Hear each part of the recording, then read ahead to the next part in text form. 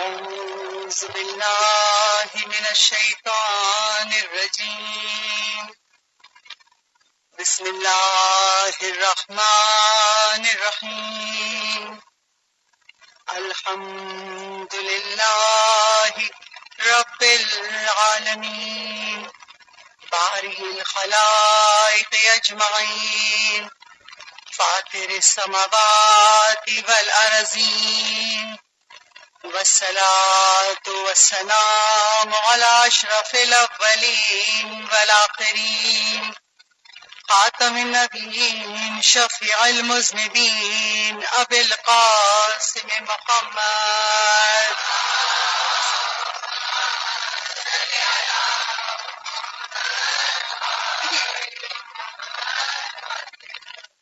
وعلى آله الطيبين الطاهرين المظلومين المعصومين ولعنة الله الدائمة الباقية وعلى أعدائهم وقتلتهم أجمعين من الآن إلى قيام يوم الدين أما بعده فقد قال الله تبارك وتعالى في كتابه المجيد وفرقانه الحميد إنما يريد الله ليذهب عنكم الرجس أهل البيت ويطهركم تطهيرا.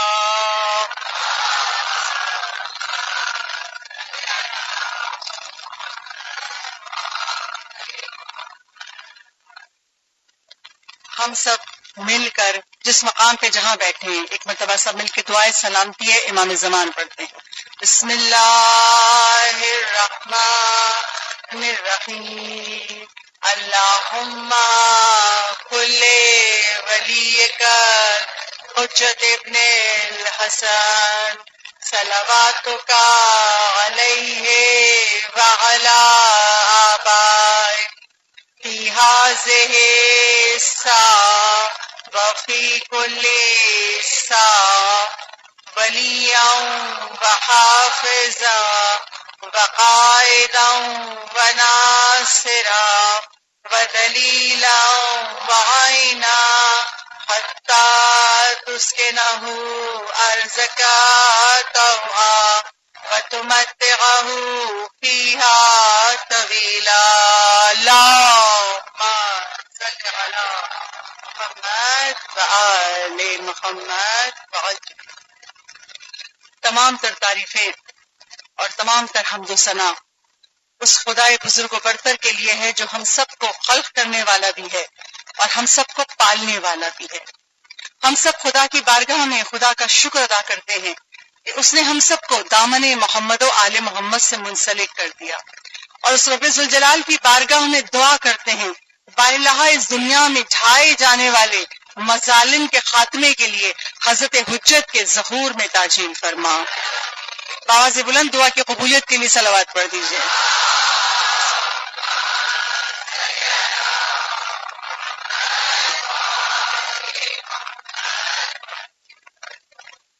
قرآن کی نگاہ میں آداب زندگی اس عنوان کے تحت اس عشرہ اول کی تیسری مجلس آپ کی سماعتوں کی نظر ہے اور آج بھی مجلس کی ابتدا دعائے جشن کبیر کے اللہ کے ایک اسم سے کروں. آج تیسرا اسم 14ویں پیراگراف کا آپ کے سامنے بیان کرتی ہوں. پروردگار کے ناموں میں سے ایک نام یا صریخ المستصرخین، اے فریاد کرنے والوں کی فریاد سننے والے. اگر کل جو میں نے آپ کے سامنے اللہ کا نام بیان کیا تھا اس کا ترجمہ آپ کے سامنے پڑھوں اور آج کا ذرا فرق محسوس کیجئے گا. کل میں نے آپ کے سامنے بیان کیا تھا کہ اللہ کے ناموں میں سے ایک نام ہے یا غیاث المستغیثین، اے فریاد کرنے والوں کے فریاد رس، کہ جو تجھ سے فریاد کرے تو اس کی فریاد کو پہنچتا ہے. اب اگر کوئی اللہ کو پکار رہا ہو گڑ گڑا رہا ہو تو ہم بھی سن رہے ہوتے ہیں. اللہ نے سماعت ہمیں بھی دی ہے اور ہمارا خدا سمیع ہے، جو کوئی نہیں سن سکتا صدا وہ سنتا ہے. تو آج جو میں آپ کے سامنے اللہ کا اسم بیان کر رہی ہوں جو اللہ نے ہمیں بتایا ہے، دعائے جشن کبیر پروردگار عالم نے ہم تک بھیجی نا. خدا کہہ رہا ہے میرے ناموں میں ایک نام ہے یا صریخ المستصرخین، فریاد کرنے والوں کی فریاد سننے والے. کیا فرق ہے؟ بہت سے ایسے دنیا میں لوگ ہیں جو اللہ کی بارگاہ میں فریاد کر رہے ہوتے ہیں مگر لفظوں سے نہیں کر رہے ہوتے. کتنے ایسے لوگ ہیں جو بولنے سے معذور ہیں. کتنے ایسے لوگ ہیں جو اتنے سخت ترین حالات میں ہیں کہ اللہ کو زور سے نہیں پکار سکتے. تو بہت سی دنیا میں ایسے فریاد کرنے والے ہیں جو دل سے کر رہے ہیں اور دل کی صدا رب ذوالجلال سنتا ہے. تو کہا کہ میں صریخ المستصرخین ہوں، میں فریاد سنتا ہوں اور اس کی فریاد کو پہنچتا ہوں. خدا کیسے پہنچتا ہے؟ ایک چھوٹی سی روایت آپ کے سامنے بیان کر دوں. کتاب خدا شناسی کے راستے اس میں یہ روایت موجود ہے. ایک شخص بہت عبادت گزار، اس شخص کا نام تھا لبیب. کچا سا گھر تھا، غریب سا آدمی تھا، محنت تو مزدوری کرتا تھا. ایک مرتبہ لبیب کے گھر میں سانپ نکل آیا. کچے گھروں میں ہوتا ہے. اب جب سانپ نکل آیا وہ دوڑا کہ سانپ کو ماروں، ایسا نہ ہو گھر میں کسی بچے کو کاٹ لے، ڈس لے. اس نے بڑھ کے جب اس سانپ کو پکڑ کے مارنا چاہا تو سانپ نے بڑھ کے اس کو ڈس لیا اس کے ہاتھ میں. چند دن کے بعد اس کا وہ والا ہاتھ مفلوج ہو گیا. ہاتھ یعنی اس کے ہاتھ میں حرکت نہیں رہی، ہاتھ کو اٹھا بھی نہیں سکتا تھا. پھر کچھ دن کے بعد اس کا دوسرا بازو بھی شل ہو گیا، دونوں بازو اٹھانے سے معذور ہو گیا.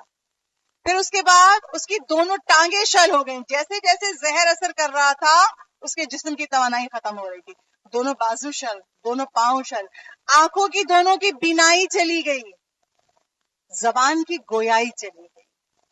اب وہ فقط ایک بستر پہ لیٹا ہوا ایک تختے کی مانند، نہ ہاتھ ہلا سکتا تھا، نہ پیر ہلا سکتا تھا، نہ دیکھ سکتا تھا، نہ بول سکتا تھا. فقط ایک قوت باقی تھی سننے کی، کہ وہ سن سکتا تھا. کہتے 1 سال تک وہ اسی طرح بستر پہ پڑا رہا. کبھی کبھی ایسا ہوتا تھا شدید پیاسا ہوتا تھا، مگر کسی کو کیسے پتا چلے کہ پیاسا ہے؟ جب بات ہی نہیں کر سکتا تو کوئی کیسے سمجھے کہ یہ پیاسا ہے؟ کہا کبھی کبھی پیاسا ہوتا تھا، تڑپ رہا ہوتا تھا، کوئی پانی پلانے والا نہیں. اور کبھی کبھی تمنا نہیں ہوتی تھی، نہیں ہے پیاس مگر زبردستی گلاس کا پانی منہ میں ڈالا جا رہا ہے. کبھی کھانے کی بھوک کی تمنا ہے تو کسی کو پتا نہیں، کوئی کھلانے والا نہیں ہے. اور کبھی خواہش نہیں ہے تو زبردستی حلق میں ڈالا جا رہا ہے. بڑی اذیت میں تھا. ایک بار ایسا ہوا، اس کے پڑوس کی کچھ خواتین آئیں اس کے گھر اور وہیں بیٹھ گئی جہاں وہ بستر پڑا ہوا تھا. مریض کی عیادت کو آئی تھی. اس کی زوجہ بیٹھ گئی. اس کی زوجہ سے پوچھا لبیب کا کیا حال ہے؟ تمہارے شوہر لبیب کا کیا حال ہے؟ اس کی زوجہ کہتی ہے نہ یہ صحیح ہوتا ہے کہ اس کو آرام آ جائے، نہ یہ مرتا ہے کہ ہمیں آرام آ جائے. ایک لمحہ آتا ہے نا کہ جب ہم اپنے سگے ماں باپ کی بھی بزرگی میں خدمت کرتے کرتے ایک جملہ منہ پہ آ جاتا ہے اللہ ان کی مشکل آسان کرے. ہوتا ہے یا نہیں ہوتا ہے؟ اور ہمارے ماں باپ جو بچپن میں ہمیں پال رہے ہوتے ہیں، ہم بھی بستر پہ ہوتے ہیں، ہم بھی چل نہیں رہے ہوتے، تو ہر لمحہ دعا دے تو خدا میرے بچوں کی عمر طویل کرے، خدا میرے بچوں کو صحت دے. جیسے ہی وہ آنے والی خواتین نے کہا کہ تمہارا شوہر کیسا، اس نے کہا نہ یہ صحیح ہوتا ہے کہ اس کو آرام آ جائے، نہ یہ مرتا ہے کہ ہمیں آرام آ جائے. اور 2-3 اور سے سخت جملے کہے. لبیب کا دل دکھ سے بھر گیا. ہمارے لہا اب یہ وقت آ گیا، میں ان پر بوجھ ہوں، مشکل کا سبب ہوں. تو دل سے فریاد کر رہا تھا، زبان تو ہل نہیں سکتی تھی. دل کی فریاد کو خدا نے سنا. دل سے فریاد کیا کر رہا تھا؟ یا تو خدا مجھے شفا دے دے، میں صحت یاب ہو جاؤں، یا مجھے موت دے دے تاکہ یہ لوگ میرے اس تکلیف سے آزاد ہو جائیں. ابھی دل سے فریاد کر رہا تھا. اور پھر کیا ہوا؟ کہا ایک بارگی میرے پورے جسم میں درد اٹھا، میں درد کی شدت کی تکلیف سے رونے لگا، میری آنکھ سے آنسو گر رہے تھے. روتے روتے ایک بارگی لبیب سو گیا. اب سو کے جو آنکھ کھلی اچانک تو دیکھا کہ میرا ہاتھ میرے سینے پر ہے. میں حیران کہ میرا ہاتھ تو میں اٹھا ہی نہیں سکتا تھا، یہ سینے تک کیسے آ گیا؟ کہا میں نے اپنے جسم کو اٹھایا، اٹھ گیا. میں بستر سے کھڑا ہونا چاہا، کھڑا ہو گیا. میں چلتا ہوا کمرے سے باہر گیا. 1 سال کے بعد میں نے اللہ کا آسمان دیکھا. اور جب آسمان دیکھا تو بے اختیار میری زبان پہ جملے آئے، یا قدیم الاحسان لکل حمد، اے اپنے بندوں پر ہمیشہ سے احسان کرنے والے تو ہی حمد کے لائق ہے. صلوات پڑھی بابا سے.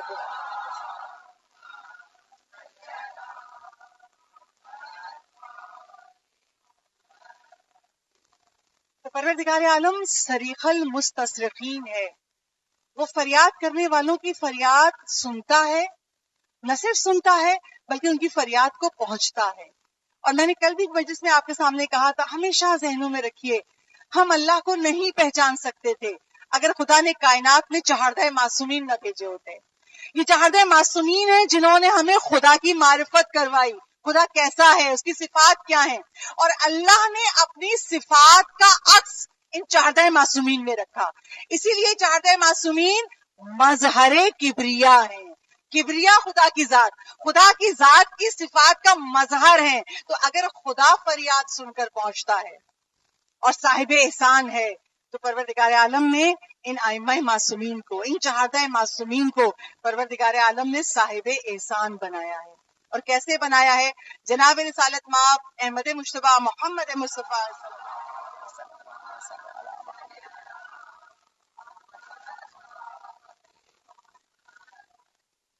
رسول اسلام کی ایک حدیث، بہت خوبصورت حدیث، جو سنیں گے تو آپ کو لذت ملے گی.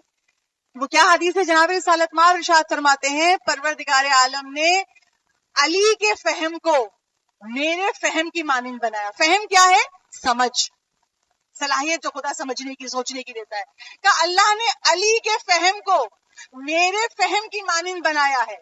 اگر پروردگار عالم ساری کائنات میں خدا نے جو حلم بانٹا ہے، حلم، برداشت، پیشن، جو اللہ نے حلم بانٹا ہے، کہ اگر اللہ ساری کائنات میں بانٹنے والا حلم جمع کر کے ایک مجسم شکل میں بنا دے تو وہ علی ابن ابی طالب ہوں گے.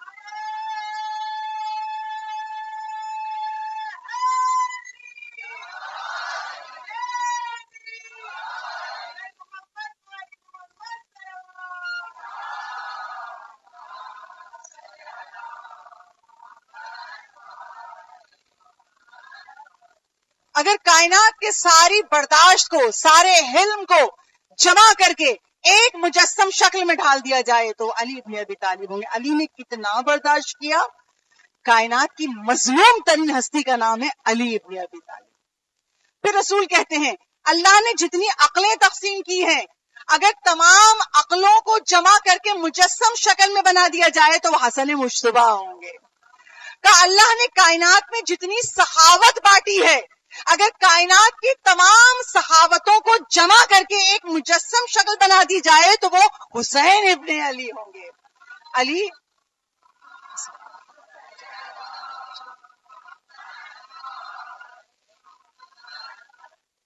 حسین ابن علی کتنے سخی ہیں کہ اگر کائنات کی سخاوت کو، صرف اس دنیا کی نہیں، کائنات کی سخاوت کو جمع کر کے مجسم کرے تو جو ذات بنے گی وہ حسین ابن علی ہے. اتنے سخی ہیں مولا حسین. پھر کہا رسول نے اگر تمام صفات کو، تمام خوبیوں کو جمع کر کے ایک مجسم شکل میں ڈالا جائے تو وہ شکل جناب فاطمہ زہرا سلام اللہ علیہا ہوں گی.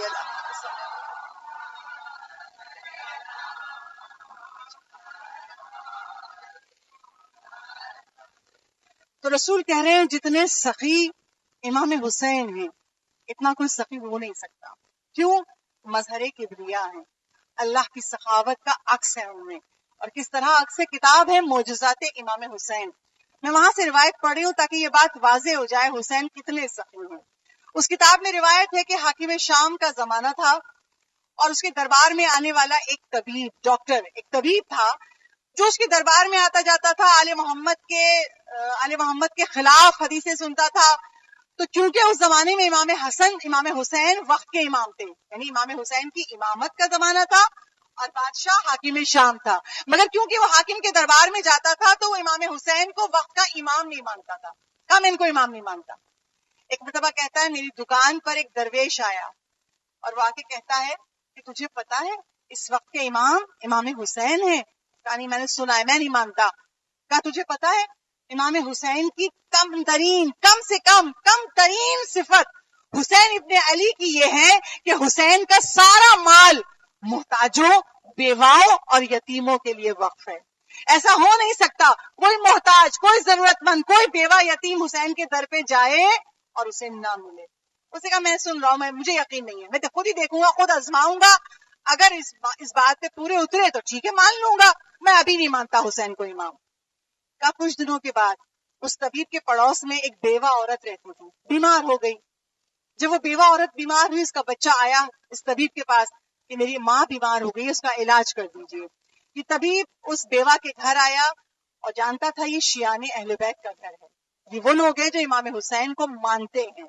ایک مرتبہ جا کے اس بیوہ عورت کو دیکھا اور اس کے بیٹے سے کہا تیری ماں کا علاج میں کر دوں گا مگر تو مجھے گھوڑے کا جگر لا دے، گھوڑے کے جگر سے میں دوائی بناؤں گا، تیری ماں سے احتیاط ہو جائے گی۔ وہ غریب لڑکا کہتا ہے میں یتیم ہوں، میرا باپ بھی نہیں ہے، ہم غربت کی زندگی گزار رہے ہیں، میں کہاں سے لاؤں گھوڑے کا جگر، میرے پاس تو کوئی گھوڑا نہیں ہے۔ کہا مجھے نہیں پتا، میں نے تمہیں دوا بتا دی، اگر تم کسی گھوڑے کا جگر لے آؤ گے تمہاری ماں سے احتیاط ہو جائے گی، میں دوا بنا دوں گا۔ کہا میں کیا کروں؟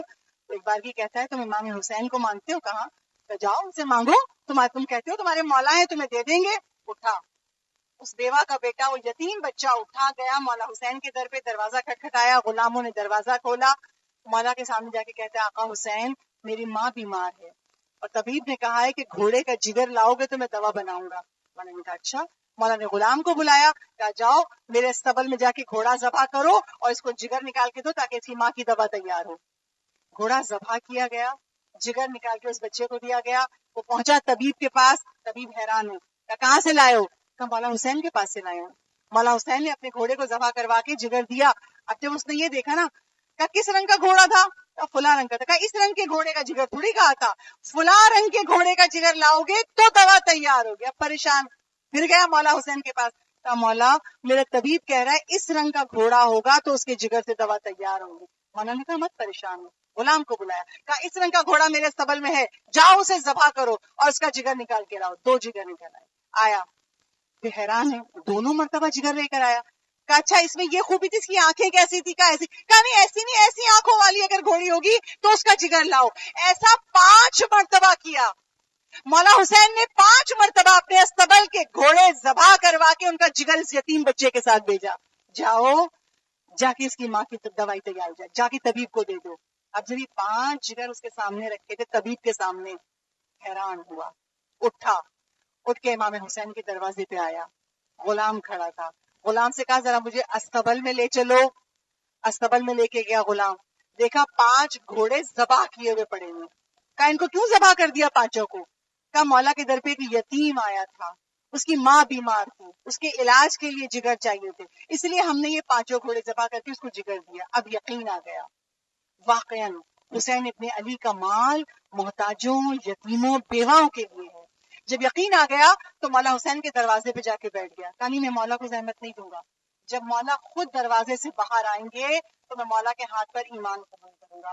ایک بار کی مولا کسی کام کے لیے گھر سے باہر تشریف لائے، جیسے ہی مولا نے گھر کی دہلیز کے باہر قدم رکھا، اس نے مولا کے قدموں کا بوسہ دیا، مولا کے ہاتھوں کا بوسہ دیا۔ من نے کہا کیا کر رہا ہے تو؟ کہا میں آپ کی امامت پر ایمان لایا، مجھے کلمہ پڑھوا دیجئے، میں آپ کا ماننے والا بننا چاہتا ہوں۔ کیوں، کیا ہوا؟ کہا مجھے آپ کی امامت کا یقین نہیں تھا، یہ 5 گھوڑے جو ذبح ہوئے ہیں میں نہیں کروائیں گے، فقط آپ کو پہچاننے کے لیے۔ مولا نے کہا اچھا تو میری امامت کو نہیں مانتا تھا، آ میرے ساتھ میں تجھے بتاتا ہوں امامت کیا ہوتی ہے۔ امام اس کو لے کے آئے اپنے استبل میں، اور استبل میں جہاں وہ 5 گھوڑے ذبح کیے ہوئے پڑے تھے، آقا مولا حسین نے دعا کے لیے ہاتھوں کو بلایا، کہا بار الہ میں نے تیری رضا کے لیے، تیرے دوستوں کی رضا کی، تیرے دوستوں اللہ کے نیک بندوں کو خدا اپنا دوست کہتا ہے، ولی کہتا ہے، اس لیے معصوم کہتے ہیں ہمارے ولی لوگوں کے درمیان چھپے ہوئے ہیں۔ امام حسین دعا کر رہے ہیں، بار الہ میں نے یہ 5 گھوڑے ذبح کیے تیری رضا کے لیے، تیرے دوستوں کی رضا کے لیے، اگر تیری نگاہ لطف و کرم میں ہم اہل بیت کی عظمت ہے تو تجھے واسطہ میرے نانا رسول اللہ کا، تجھے واسطہ میرے بابا مشکل کشا کا، تجھے واسطہ میری مادر گرامی سیدہ طاہرہ کا، تجھے واسطہ میرے بھائی حسن مجتبیٰ کا، ان گھوڑوں کو زندہ کر دے۔ کہا ابھی مولا کی زبان سے جملہ ادا ہی ہونے پایا تھا، ہاتھ نیچے بھی نہیں کرنے پائے تھے مولا دعا کے کہ ایک بار کی 5 گھوڑے زندہ ہو کے کھڑے ہو گئے۔ سلمان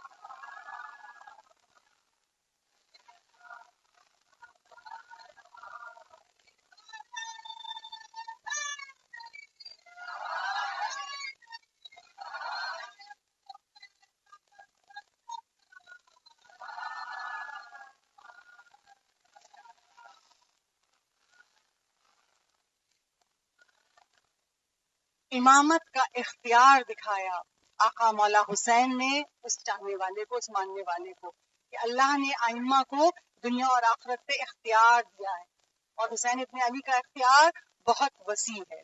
میں اور آپ حسین کی فرش عزا پہ، آقا کی فرش عزا پہ ہم سب قرآن سے استفادہ کر رہے ہیں۔ سورہ حجرات پہ میری اور آپ کی گفتگو ہو رہی ہے، اور کل کی مجلس تک میں سورہ حجرات کی 2 آیتوں کو آپ کے سامنے پیش کیا تھا.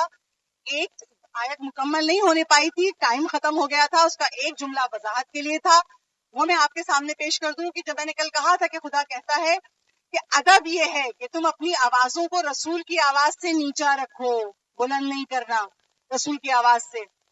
اور اگر تم نے بلند کیا تو پھر کیا ہوگا؟ ان تحبط اعمالکم، ہم تمہارے اعمال کو حبط کر لیں گے. عربی میں حبط، اگر اس کو اردو میں ٹرانسلیٹ کریں ضبط کر لیں گے، یعنی تمہاری نمازوں کے، تمہارے روزوں کے اعمال کی جزا تمہیں نہیں ملے گی. اعمال حبط ہو گئے، کیوں؟ تمہارے گناہ کی وجہ سے، تم نے ادب نہیں کیا، تم نے رسول کی آواز سے اپنی آواز بلند کی. اچھا، اس بات کی وضاحت کے لیے میں جناب رسالت مآب کی ایک حدیث آپ کے سامنے بیان کروں گی، مجھے وضاحت نہیں کرنی پڑے گی، آپ سمجھ جائیں گے. وہ حدیث کیا ہے؟ جناب رسالت مآب احمد مجتبیٰ محمد مصطفیٰ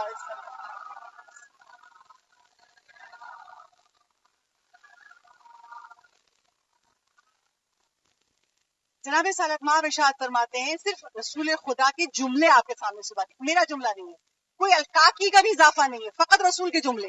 جناب رسالت مآب ارشاد فرماتے ہیں، اے والدین کے نافرمان، تو جو چاہے عمل کر لے، تیرا کوئی عمل بارگاہ الہی میں قبول نہیں ہوگا.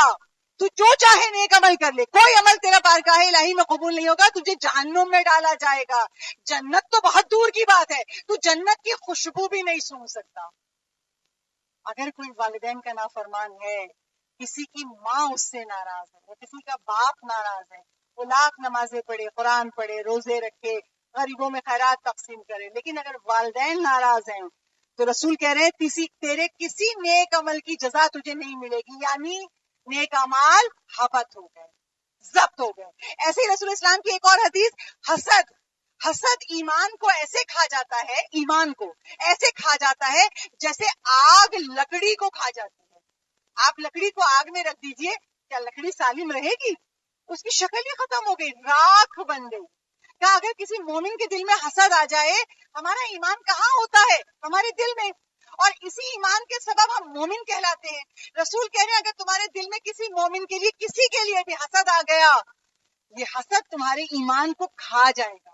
نام تمہارا مومنوں والا ہے مگر قلب میں ایمان ہی نہیں ہے، اور جب ایمان ہی ختم ہو گیا، جب مومن ہی نہیں رہے تو جنت کہاں کی؟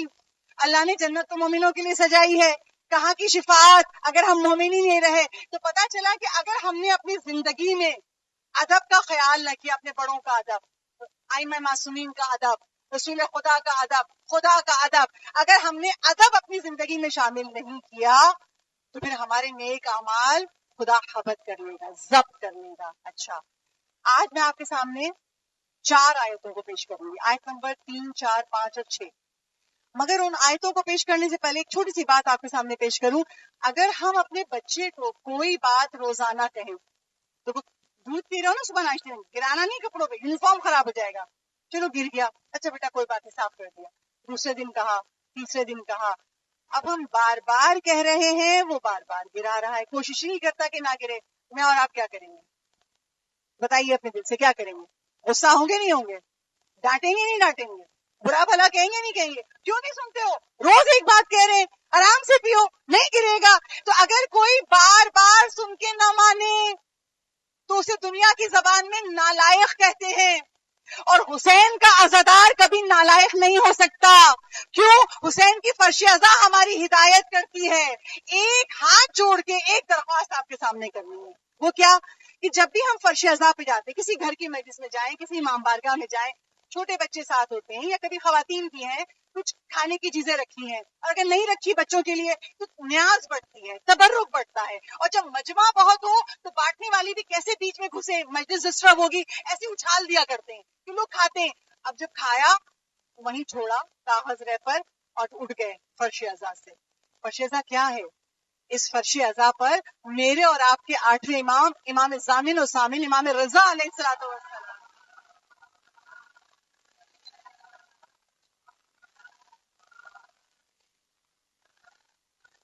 امام رضا ارشاد فرماتے ہیں جب مجلس عزا ختم ہو جاتی ہے، جب عزادار مولا کے چلے جاتے ہیں، ملائکہ آتے ہیں عرش سے اتر کر اس فرش عزا پہ اپنے پروں کو رگڑتے ہیں، اس لیے کہ جب فرش عزا سے پروں کو رگڑتے ہیں ایسی خوشبو پیدا ہو جاتی ہے پروں میں کہ ایسی خوشبو بہشت میں بھی نہیں ہے۔ تو جس فرش عزا پہ آ کے ملائکہ اپنے پیر رگڑیں، میں اور آپ اپنی غلطی سے نادانستگی میں یا دانستگی میں، جان بوجھ کر یا بغیر سوچے سمجھے، اگر ہم اسی فرش عزا پہ کوڑے کا ڈھیر چھوڑ کے چلے جائیں، منتظرین اس سے مختلف جگہ پہ لوگوں نے کہا کہ جب لوگ چلے جاتے ہیں ہم فرش اٹھاتے ہیں تو اتنا کوڑا ہوتا ہے کہ سر جھک جاتا ہے، والا ہم نے تو مجلس کے لیے فرش بچھایا تھا، اگر کچھ نیاز بٹی بھی ہے رکھ لیجئے، چلے بھوک لگ رہی، کوئی ڈائبٹک ہے، کچھ ہے، آپ نے کھایا، آپ اس ریپر کو اپنے بیگ میں ڈال لیجئے۔ کون سی خاتون ہے جس کے پاس ہینڈ بیگ نہ ہو؟ اگر بیگ میں نہیں ڈالا کہیں ڈسٹ بن نظر آ رہا ہے اس میں ڈال دیجئے، ڈسٹ بن نظر نہیں آ رہا اپنے ساتھ رکھ کے لے جائیے، گھر کے ڈسٹ بن میں ڈال دیجئے۔ فرش عزا کی حرمت کا خیال کیجئے اور یہ پیغام اپنے بچوں تک پہنچائیے، اپنے گھر والوں تک پہنچائیے، اس لیے کہ ہم حسین کے عزادار ہیں، ہم صاحب عقل ہیں، ہم صاحب ہدایت ہیں، ہماری ہدایت فرش عزا پہ ہوتی ہے۔ تو سورہ حجرات آپ سن رہے ہیں، سورہ حجرات کا پیغام عمل کرنا ہے تو آج سے شروع کیجیے۔ اگر آج فرش عزا اٹھے تو منتظمین بھی حیران رہ جائیں کہ آج فرش عزا چمک رہی ہے، ذرا بھی کوڑا نہیں ہے۔ اچھا، اب آئیے سورہ حجرات کی تیسری آیت۔ اب پروردگار عالم نے 2 آیتوں میں ادب بیان کیا، 3 آیتوں میں جو لوگ ادب کریں گے، اگر میں اور آپ فرش عزا کو چمکا کے رکھیں گے، اجر کیا ہے، یا کوئی بھی نیکی کریں گے ادب کے ساتھ تو اس کا اجر کیا ہے خدا نے بیان کیا، میں آپ کے سامنے بیان کرتی ہوں۔ پروردگار عالم سورہ حجرات کی تیسری آیت میں کہتے ہیں ان الذین یغضون اصواتهم عند رسول اللہ، جو لوگ اپنی آوازوں کو دھیما رکھتے ہیں رسول کی آواز سے، کہ ہماری آواز رسول کی آواز سے اونچی نہ ہونے پائے، ہم ہلکے بولیں۔ اب خدا کہہ رہے جو لوگ اپنی آوازوں کو دھیما رکھتے ہیں رسول کی آواز سے، اولئک الذین امتحن اللہ، یہ وہ لوگ ہیں جن کا اللہ نے امتحان لے لیا ہے۔ کس بات کا؟ قلوبہم للتقوی، اللہ نے ان کے دلوں کو آزما لیا ہے تقوی سے۔ آپ کے ذہنوں میں میری کل کی مجلس کا اگر جملہ ہو، میں نے کہا تھا تقوی کو اگر آسان ترین اردو میں بتائیں تو کیا کہیں گے؟ گناہ سے بچنے کی طاقت۔ اللہ کہہ رہا ہے جو لوگ اپنی آوازوں کو نیچا رکھتے ہیں رسول کی آواز سے، میں نے ان کے دلوں میں تقوی دیکھا ہے، آزما لیا ہے، ان کے دلوں میں طاقت ہے تقوی کی، وہ گناہ سے بچتے ہیں، خوف خدا ہے۔ تو اگر کسی کے اندر یہ ادب ہے تو خدا اجر کیا دے گا؟ اسی آیت میں کہا، تیسری آیت میں، لہم مغفرۃ و اجر کبیر، اجر عظیم، عظیم اجر۔ کیا کہا؟ مغفرۃ، ہم اسے مغفرت عطا کریں گے اور اجر عظیم عطا کریں گے۔ اچھا، مغفرت جو ہم اللہ سے توبہ کرتے ہیں نا، گناہ ہو گیا اللہ معاف کر دے، یقین جانیے اگر ہم ایک لمحے کو غور کریں کس بات پہ، پروردگار عالم کا حکم ان فرشتوں کو، کرامان کاتبین کو جو ہمارے کندھوں پہ موجود ہیں، ان فرشتوں کو اللہ کا حکم یہ ہے کہ اگر میرا کبھی کوئی بندہ مومن گناہ کرتا ہے، کوئی میرا بندہ گناہ کرتا ہے، 7 گھنٹے تک مت لکھنا۔ اللہ اکبر، کوئی اس خدا جیسا خدا ہو ہی نہیں سکتا، اتنا کریم ہے کہ اگر میرا کوئی بندہ گناہ کرے 7 گھنٹے تک مت لکھنا۔ کیوں؟ شاید وہ توبہ کر لے، شاید وہ میری بارگاہ میں توبہ کر لے، میں اسے معاف کر دوں گا، گناہ لکھا ہی نہیں جائے گا۔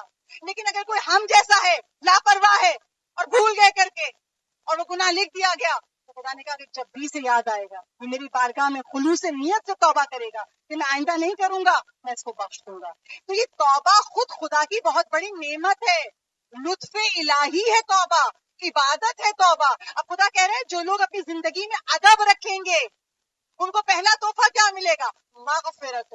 اچھا، جب میں اور آپ نماز شب پڑھتے ہیں تو نماز شب میں ہم بار بار دہراتے ہیں دعائے قنوت سے، العفو والعفو، عفو مغفرت، معاف کر دے، ہمارے گناہ بخش دے۔ عفو کے معنی بھی مغفرت ہے، معاف کرنا ہے گناہوں کا، اور مغفرت کے معنی بھی گناہوں کا بخشا جانا ہے۔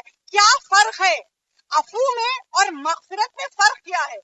تو ائمہ معصومین نے ارشاد فرمایا، علماء تفاسیر بیان کرتے ہیں کہ عفو کے معنی ہے خدا ہمارے سارے گناہوں کو بخش دے، اور ایسے بخش دے کہ میدان قیامت میں ہم سے سوال نہ کرے۔ گناہ بخش دیے خدا نے زندگی میں، یہ ہے عفو۔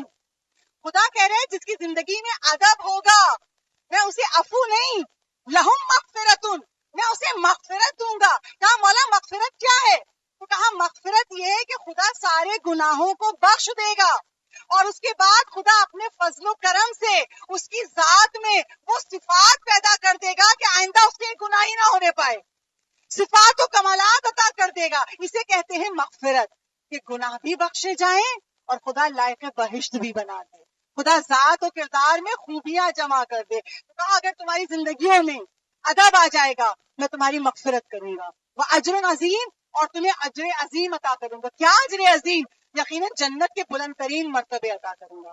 جس طرح دنیا میں سب کا رتبہ برابر نہیں ہے نا، ایسے ہی جنت میں بھی سب کا رتبہ برابر نہیں ہوگا. جنت میں رتبہ، جس نے دنیا میں جتنا جہاد کیا ہوگا، جس نے دنیا میں جتنا صبر کیا ہوگا، جس نے دنیا میں جتنا شکر کیا ہوگا، اس کا درجہ اتنا ہی بلند ہوگا. تو کہا خدا نے تیسری آیت میں، جو لوگ اپنی زندگی میں ادب رکھتے ہیں اللہ کا، رسول کا، ائمہ معصومین کا، اپنے بزرگوں کا، بڑوں کا، چھوٹوں کا، میں انہیں مغفرت عطا کروں گا، اجر عظیم عطا کروں گا. پھر اللہ نے چوتھی آیت میں کہا ان الذین ینادونک من وراء الحجرات اکثرهم لا یعقلون. اے میرے حبیب، وہ لوگ جو تمہیں پکارتے ہیں، ینادونک، آوازیں دیتے ہیں زور سے، من وراء الحجرات، چوتھی آیت میں لفظ آئے نا حجرات، حجرات ہے حجروں کی جمع، یعنی ایک کمرہ حجرہ ہے، کئی کمرے ہیں تو حجرات ہے. رسول کی زوجات کہیں تھی تو سب کے الگ الگ حجرے تھے. تو اللہ کہہ رہے ہیں میرے حبیب، یہ لوگ جو تمہارے حجروں کے پیچھے سے زور سے آوازیں دے کے بلاتے ہیں، اکثر ہم لا یعقلون، ان میں سے اکثر عقل نہیں رکھتے، نہیں سمجھتے. کیا نہیں سمجھتے؟ اللہ کہہ رہے ہیں جو تمہیں زور سے آوازیں دے کے بلاتے ہیں نا پیچھے سے، یہ نہیں سمجھتے، نہیں ان کے پاس عقل. کیا نہیں سمجھتے؟ یہ نہیں سمجھتے کہ اگر ہم ادب کریں گے لہم مغفرت، جو اس سے پہلی والی آیت میں بتایا، ہم یہ اجر دیں گے، ان کو بخش بھی دیں گے، ان کو جنت میں بلند مرتبہ بھی عطا کریں گے. صلوات پڑھے بابا.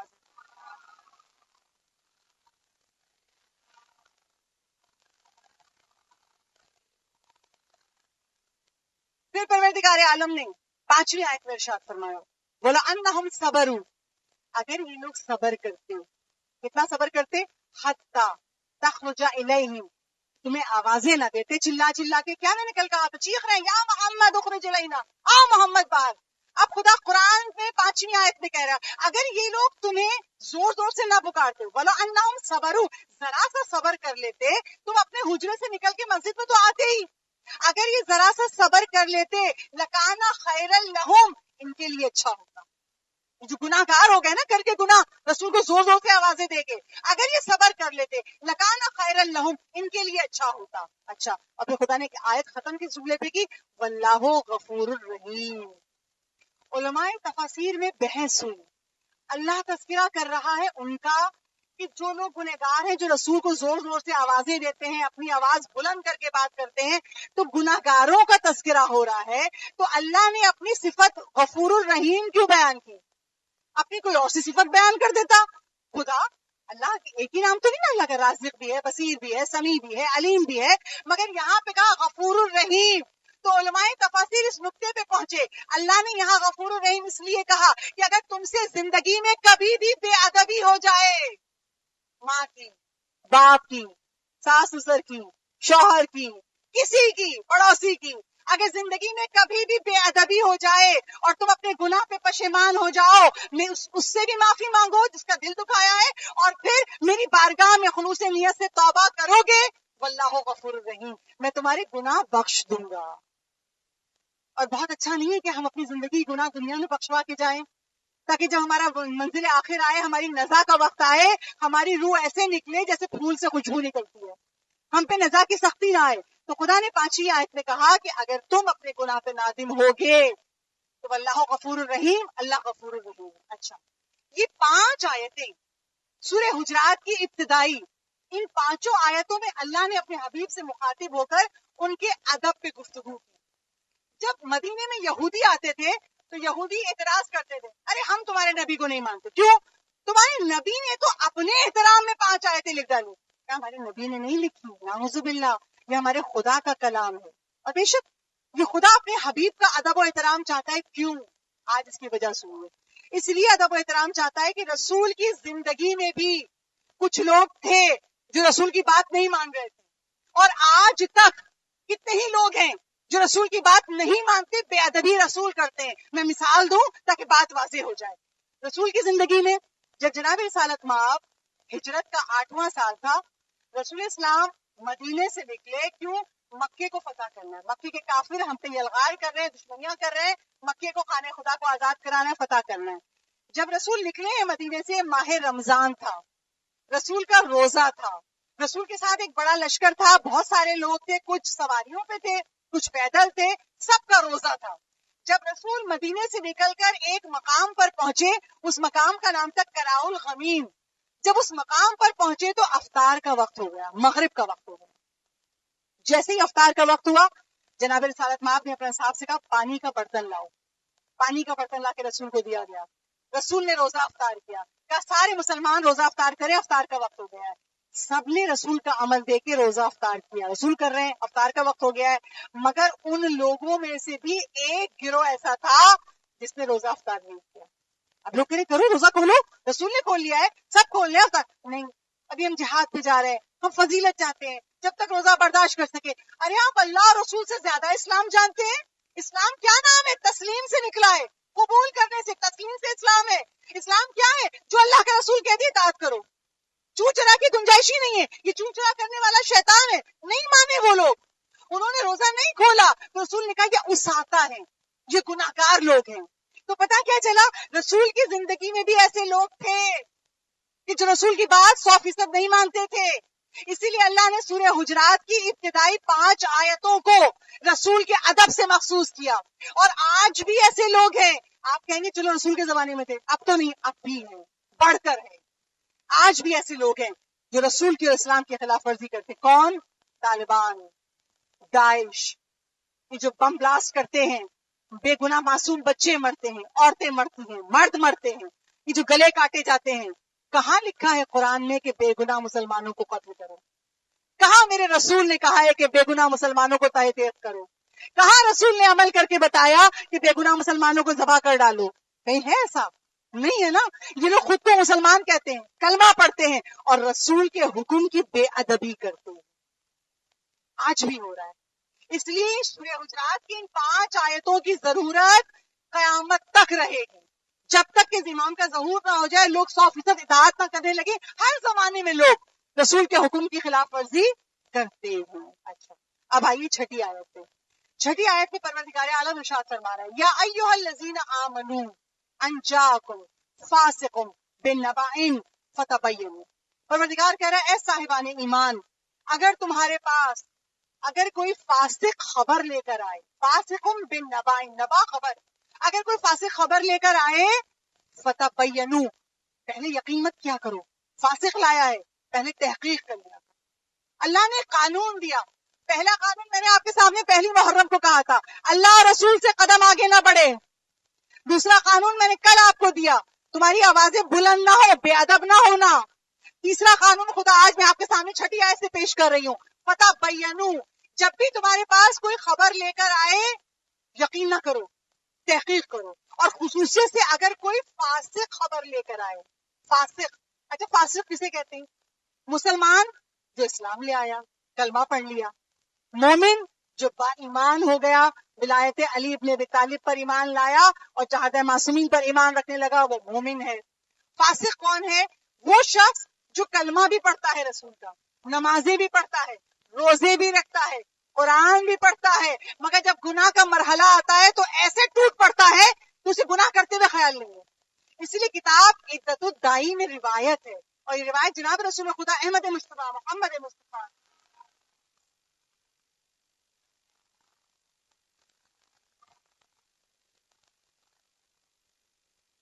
جناب رسول خدا بیان کر رہے تھے، اپنے صحابیوں کے درمیان بیٹھے ہوئے تھے اور کہا میرے بندو سنو، پروردگار عالم نے مجھے بتایا میدان قیامت میں ایک گروہ آئے گا جن کے نیک اعمال بہت ہوں گے، بہت نیک لوگ تھے، نیک اعمال اتنے تھے کہ مصری کپڑے کی مانند چمک رہے تھے. اس زمانے میں مصر کا کپڑا بہت اچھا شاندار ہوتا ہوگا، تو رسول نے کہا اتنے نیک اعمال تھے کہ مصری کپڑے کی طرح چمک رہے تھے.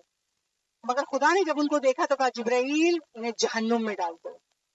اتنے نیک عمل چمک رہے ہیں اور خدا کہہ رہا ہے جبرائیل ان سب کو جہنم میں ڈالو. تو جو لوگ سن رہے تھے انہوں نے کہا اللہ کے رسول کیا وہ نماز نہیں پڑھتے تھے؟ کیا پڑھتے تھے؟ کہا اللہ کے رسول کیا وہ روزہ نہیں رکھتے تھے؟ رکھتے تھے. پھر کا وجہ یہ تھی جیسے ہی حرام آتا تھا حرام کو فون اختیار کرتے تھے، حرام سے نہیں بچتے تھے.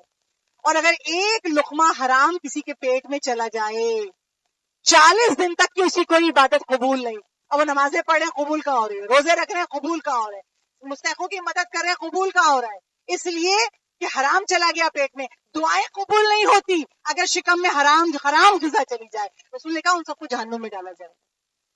تو اب کہا خدا نے اس چھٹی آیت میں اگر کوئی فاسق خبر لے کر آئے فتبینوا, پہلے تحقیق کیا کرو سچی ہے کہ جھوٹی ہے, پھر یقین کرنا. اچھا یہ آیت نازل کب ہوئی تھی؟ یہ آیت نازل جب ہوئی تھی کہ جب اسلام پھیلنے لگا تو مدینے کے باہر سے لوگ آتے تھے اور اسلام کو قبول کرتے تھے. مدینے کے باہر سے قبیلہ تھا, قبیلہ بنی مستلق, میم سواد توئے لام گول والی خاص. ہو سکتا ہے میری پروناؤنسیشن غلط ہو عربک میں, لیکن اس کو پڑھا جائے گا مستلق. ایک قبیلہ بنی مستلق تھا, اس میں سے ایک گروہ آیا, اس گروہ کا سربراہ کا نام تھا حارث بن زرار خزائی. یہ حارث آیا اور اللہ کے رسول کے ہاتھ پہ اسلام قبول کیا, اور جب جانے لگا تو کہا اللہ کے رسول میں اپنے قبیلے میں جا رہا ہوں, میں آپ کی نبوت کا بتاؤں گا, اگر لوگوں نے آپ کا کلمہ پڑھ لیا مسلمان ہو گئے تو ہم سارے واجبات بھی ادا کریں گے, نمازیں بھی پڑھیں گے, روزے بھی رکھیں گے, اور کیونکہ ہمارے علاقہ زرعی ہے جو ہم پر زکوٰۃ واجب ہوگی, میں اس زکوٰۃ کو لوگوں سے لے کے جمع کروں گا, آپ کسی کو بھیج کے زکوٰۃ منگوا لیجیے گا. رسول اسلام نے کہا ٹھیک ہے. وہ گیا اپنے قبیلے میں, جا کے رسول کا تذکرہ کیا, لوگ مسلمان ہو گئے, نمازیں پڑھنے لگے, رسول پر ایمان ہے, خدا پر ایمان ہے, روزے رکھ رہے ہیں, سال پورا ہوا, زکوٰۃ کو جمع کیا. کافی دن تک حارث بن زرار خزائی انتظار کرتا رہا, اب کوئی آئے مدینے سے, اب کوئی آئے, کیونکہ فاصلہ زیادہ تھا, انتظار ہو رہا ہے کوئی آئے, رسول کسی کو بھیجے تو میں زکوٰۃ کا مال اس کے حوالے کروں, رسول تک پہنچ جائے. جب کافی دن گزر کے کوئی نہیں پہنچا تو حارث نے کہا چلو میں پہنچا دیتا ہوں. اس نے اپنے چند لوگوں کو سمیٹا کہ پورے گاؤں کا, پورے قبیلے کا یہ پورا زکوٰۃ کا مال ہے, یہ امانت ہے جو مجھے رسول تک پہنچانی ہے. چند لوگوں کو ساتھ لیا, کچھ ہتھیار لے لیے, ایسا نہ ہو راستے میں کوئی ڈاکو حملہ کرے, یہ زکوٰۃ کا مال کوئی لوٹ کے لے جائے, گناہ ہو جائے گا, یہ امانت ہے. ہتھیار لے لیے تھوڑے سے اور چند لوگوں کو ساتھ لیا, چلا. یہ اپنے علاقے سے نکلا, ادھر رسول نے ولید بن عقبہ سے کہا ولید تم میری طرف سے جاؤ اور اس قبیلے سے جا کے زکوٰۃ لے کر آئے. وہ ادھر سے نکلے, ادھر سے ولید بن عقبہ نکلا, شہر مدینہ کے باہر نکلا, دور سے آتا ہوا دیکھا کہ حارث آ رہا ہے اور اس کے ساتھ بہت سارا اموال ہے اور ہتھیار بھی ہیں. اس ولید کو جس کو رسول نے بھیجا تھا, اس نے ایک گناہ اس قبیلے میں کیا تھا اسلام لانے سے پہلے, ایک گناہ کیا تھا اس قبیلے میں, یہ ڈرتا تھا ایسا نہ اس پہ حملہ کر دے. اب جب دور سے دیکھا کہ وہ لوگ آ رہے ہتھیار لیے ہوئے, یہ نہیں گیا ان کے پاس, وہیں سے پلٹا رسول کے پاس آیا اور جھوٹ بولا. اللہ کے رسول میں گیا ان کے پاس, وہ تو مرتد ہو گئے, وہ تو اسلام کا انکار کر رہے ہیں, میں نے ان سے مانگا زکوٰۃ دو, انہوں نے زکوٰۃ دینے سے انکار کر دیا, اور جب میں نے اصرار کیا تو مجھے قتل کرنا چاہتے تھے.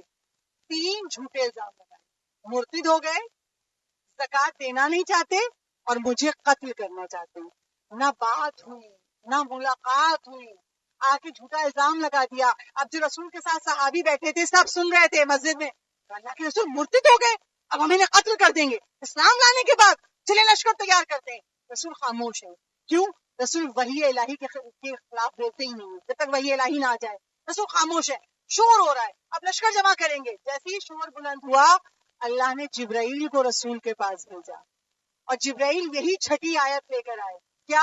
یا ایھا الذین آمنوا ان جاءکم فاسق بینا فتبینوا, اگر کوئی فاسق تمہارے پاس خبر لے کر آئے تو تحقیق کر لیا کرو. یعنی ولید بن عقبہ کو اللہ فاسق کہہ رہا ہے. اللہ, آج تک سورہ حجرات میں یہ لفظ ہے, جس کو اللہ قرآن میں فاسق کہہ دے. رسول کے بعد مسلمانوں نے اسی کو بصرے کا گورنر بنا دیا. کیوں؟ اس لیے کہ قرآن کو وارث قرآن سے نہیں سمجھا.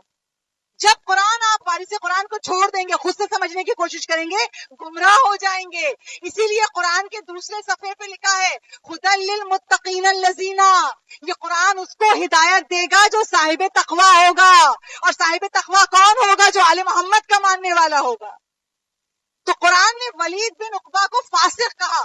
جیسے ہی آیت لے کے اترے, اور آیت مکمل کیسے ہوتی ہے, خدا نے کہا خبردار فاسق کی بات پر فوراً یقین نہ کرو, فتبینوا, تحقیق کر لو. کیوں؟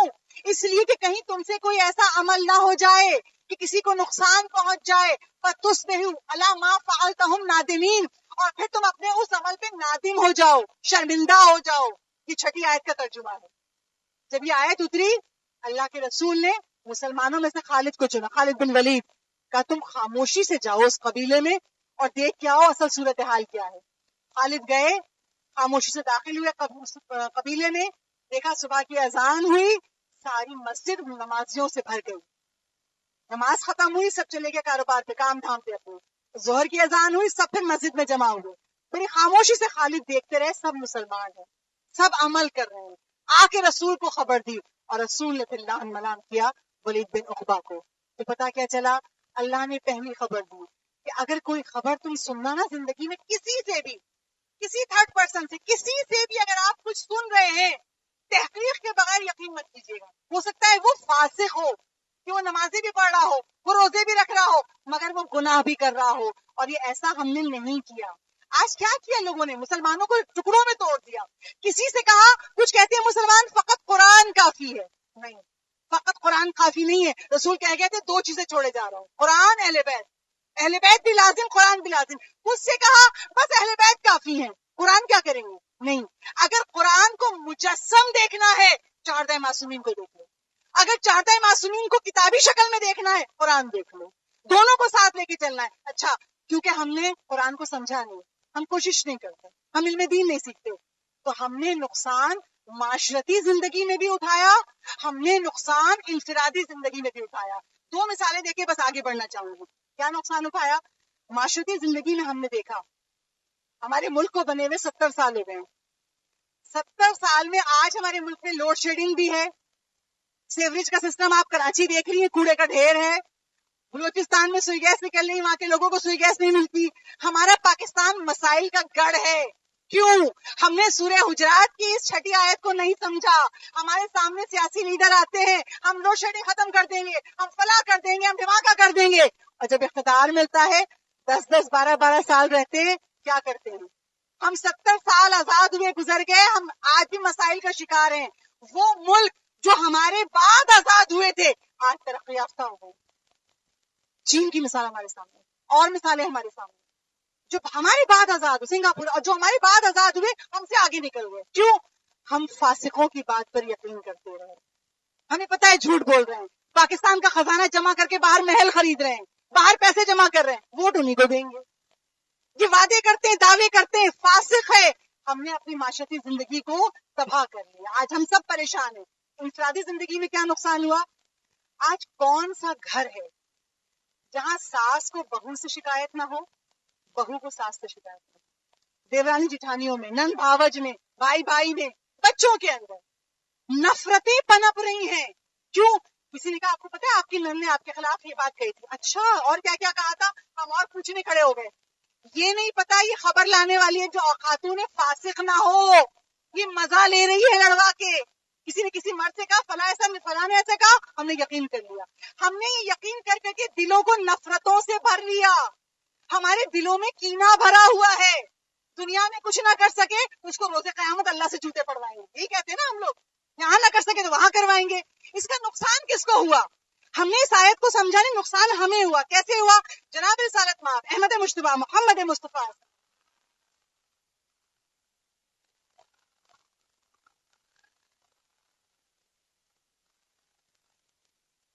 معصوم کی حدیث ہے، کہتے ہیں شب قدر میں جب پروردگار عالم پوری رات عرش کے دروازے کھول کے بیٹھا ہوتا ہے، آج جو مانگے گا میں اس کو عطا کروں گا، مگر شب قدر میں بھی 3 لوگوں کی دعا خدا رد کر دیتا ہے، نہیں سنوں گا۔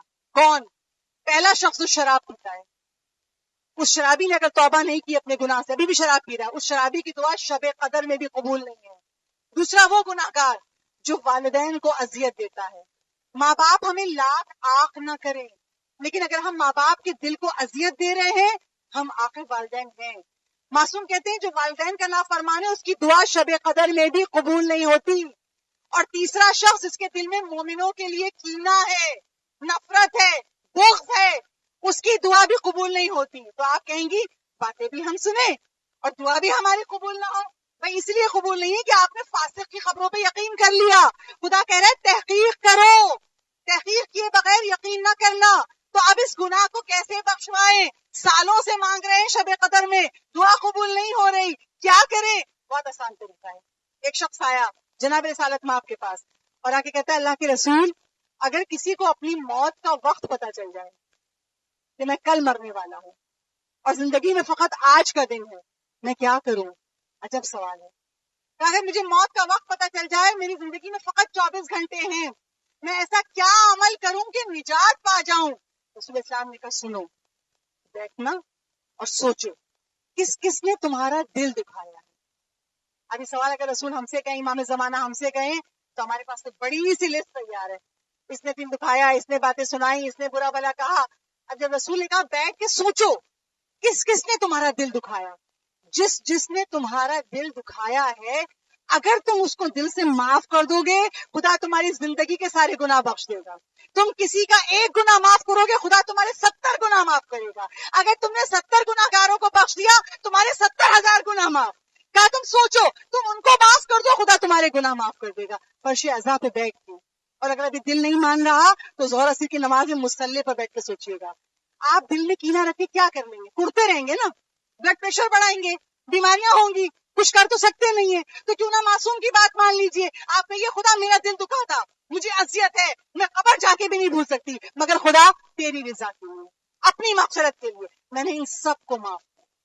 تو جان تیرے بندے جان، میں نے معاف کیا.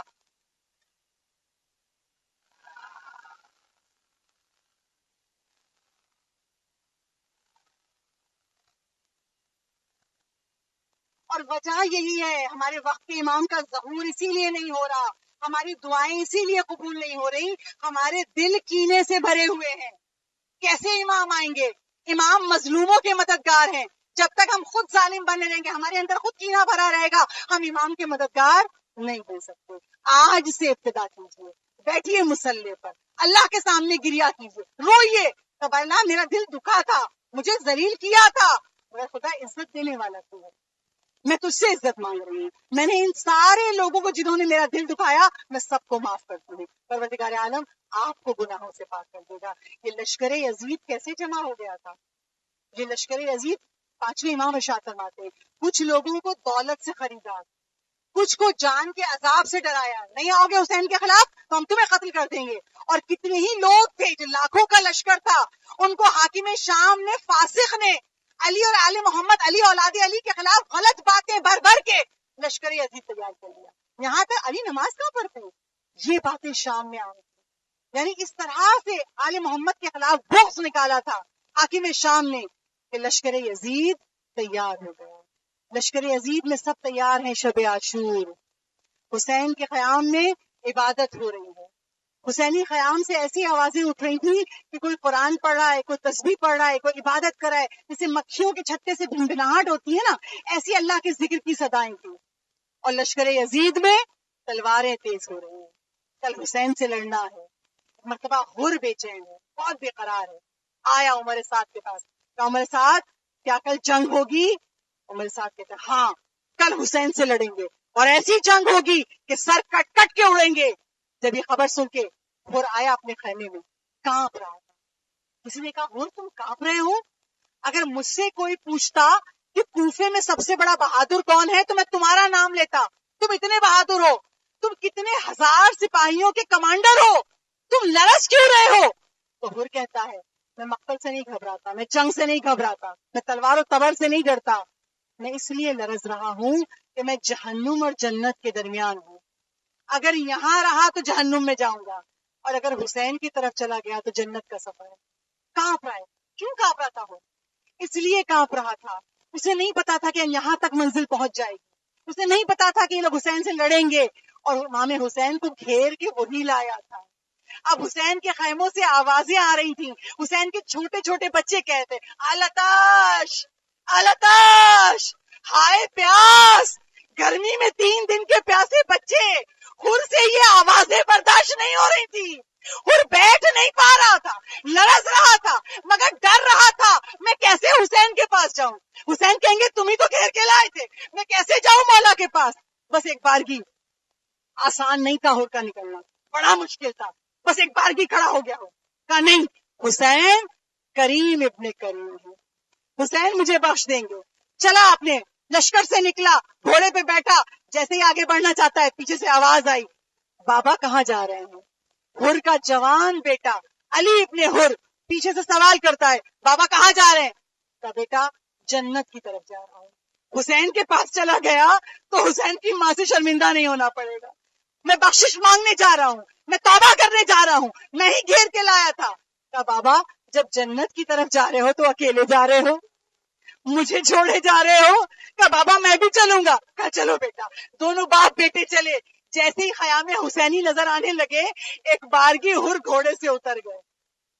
جب گھوڑے سے اتر گئے رومال نکالا, بیٹے سے کہا بیٹا میرے ہاتھ باندھ دو. کہا بابا یہ ہاتھ کیوں بندوا رہے ہیں؟ کہا میں نے انہی ہاتھوں سے حسین کے گھوڑے کی لجام پکڑی تھی, اور حسین سے کہا تھا, ابن زیاد نے کہا ہے کوفے میں نہ آنے پائے حسین.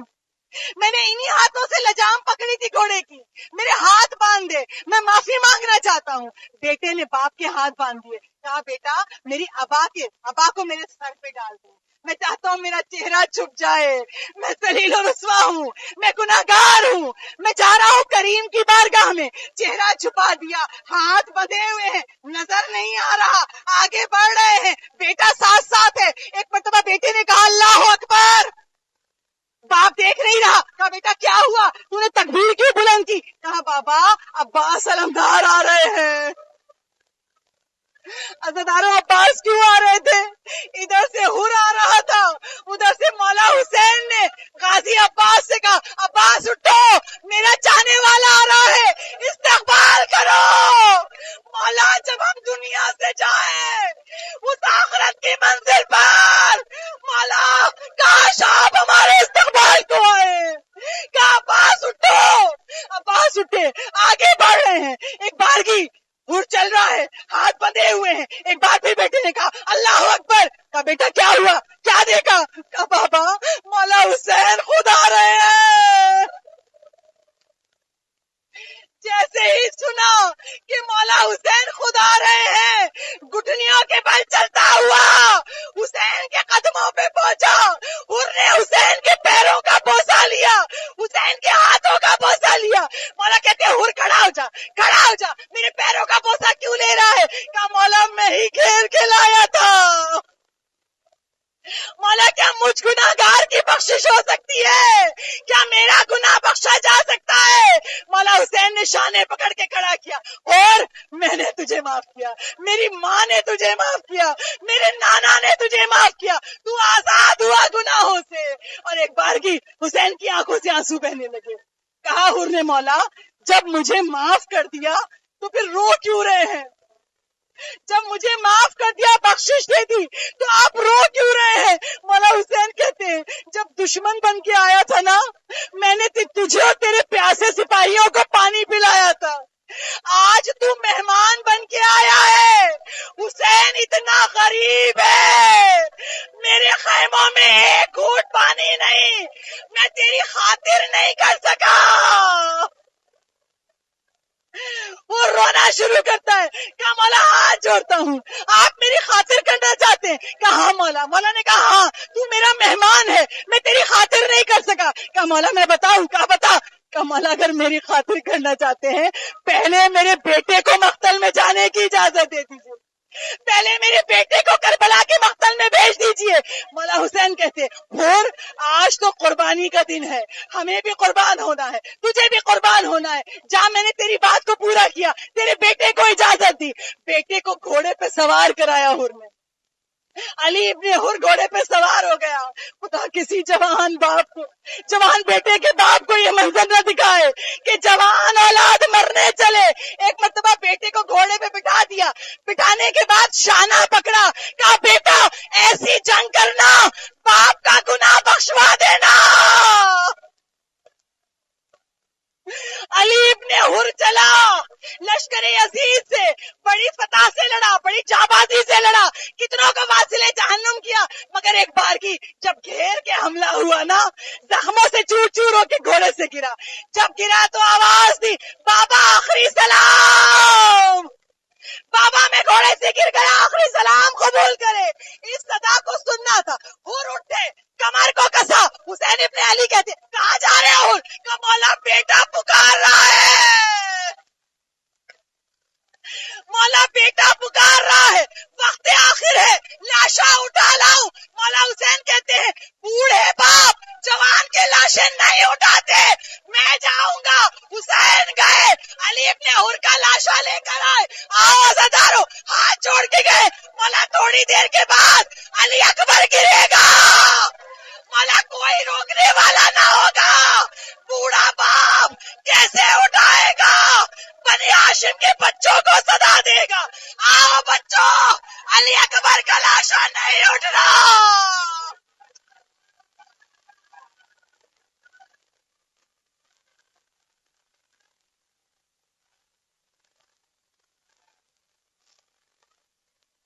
الا لعنت اللہ علی القوم الظالمین وسيعلم الذين ظلموا أي منقلب ينقلبون.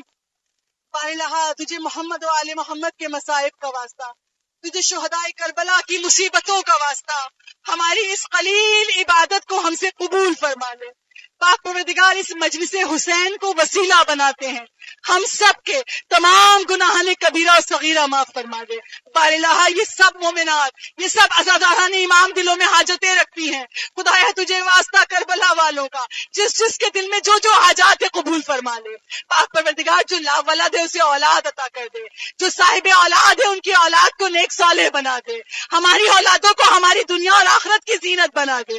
خدایا جو رزق و روزی کے مسائل میں گرفتار ہوں روزی کا سبب بنا دے، رزق میں برکت دے دے، بے گھر کو گھر دے دے، جن کے بچے بڑے ہیں ان کو اچھے بر دے دے، جو متمنی حج و زیارات ہے حج و زیارات سے مشرف فرما. دنیا میں جہاں بھی مومنین حسین ابن علی کی عزاداری کر رہے ہیں، تمام مومنین و مومنات کی جان، مال، عزت، آبرو اور ایمان کی حفاظت فرما. پاک پروردگار مظالم کے خاتمے کے لیے حضرت حجت کے ظہور میں تعجیل فرما. امام زمان جب ظہور فرما کے صدا دے تو لبیک کہنے والوں میں ہم سب آگے آگے ہوں. ربنا تقبل منا انک انت السمیع. بیوی سے چاہتے ہیں وہی بیوی آپ سے چاہتی ہے. اللہ جمیل و یحب الجمال.